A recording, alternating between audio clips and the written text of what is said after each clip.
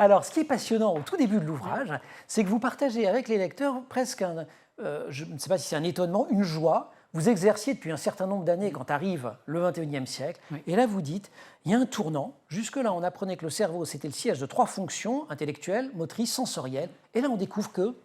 Eh bien, oui, j'ai été bouleversée et extraordinairement heureuse de savoir que, en fait, le cerveau qu'on croyait uniquement dévolu à ces 3 capacités, en fait, une grande partie du cerveau est dévolue aux émotions et aux relations.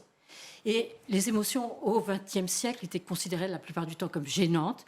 Et les relations, personne ne nous a jamais appris comment avoir des relations satisfaisantes. Eh bien maintenant, on sait que travailler sur nos émotions, apprendre à avoir des relations satisfaisantes, c'est quelque chose d'essentiel pour tous les humains. Et alors, quand vous dites ça, ce n'est pas juste parce que tout se passe dans notre cerveau. On parle de molécules, on parle de matière grise, enfin, on parle de phénomènes chimiques, biologiques et autres. C'est hyper concret, c'est ça que je veux dire. C'est pas de la magie.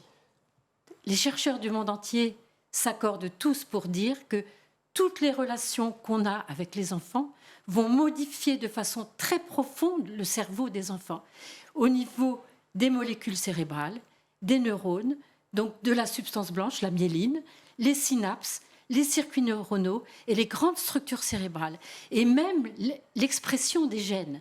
Donc c'est quelque chose d'extraordinaire. Ce que je veux dire, c'est qu'on est en train de parler science, on n'est pas en train de parler opinion, on n'est pas dans les croyances là, on est dans des choses qui sont observées avec des IRM, des... C'est de la science pure et dure.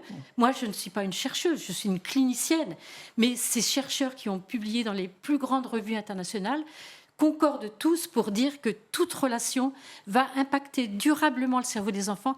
Et pourquoi plus le cerveau des enfants? Parce que le cerveau des enfants, plus malléable. Il est beaucoup plus fragile et malléable. Regardez, les docteurs, on va faire un petit test. Jusqu'à quand on est un enfant, Emma? Bonjour Emma. Bonjour. Avant qu'on se retrouve. Moi, je suis toujours un peu un enfant. Ok, d'accord. Voilà. Bon. Super, vous n'avez pas encore 25 ans. J'ai appris en vous lisant que le cerveau, il se forme jusqu'à 25 ans.